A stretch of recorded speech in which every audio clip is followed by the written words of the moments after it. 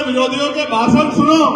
कोई पीसी करके कहता है कि लड़ाई तब तक जारी रहेगी जब तक इसकी सदस्यता नहीं चली जाती है।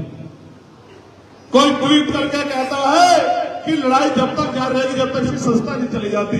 कोई महिला आयोग की नेता कहती है कि जब तक इसकी सदस्यता नहीं जाती हम लोग चैन से नहीं बैठेंगे।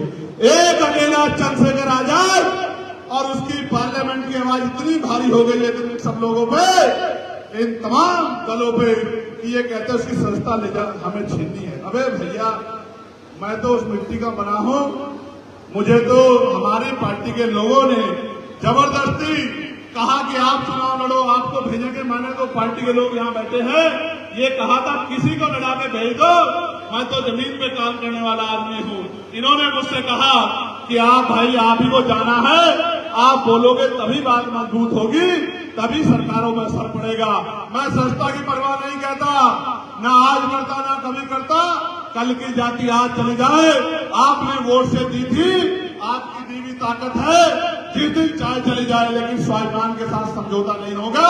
इसलिए मैंने आपसे कहा, मैंने आपको हजरत इमाम हुसैन का जो उदाहरण दिया था वो इसलिए दिया था कि उनके बच्चे कुर्बान हो रहे थे, लेकिन उन्होंने समझौता नहीं किया।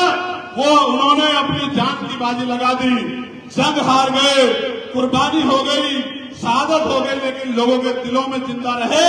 और आज तक यजीद को कोई नाम लेवा नहीं है और हजरत इमाम हुसैन लोगों के दिलों में जिंदा है। मैं यही बात बता रहा हूं, मैं यही बता रहा हूं।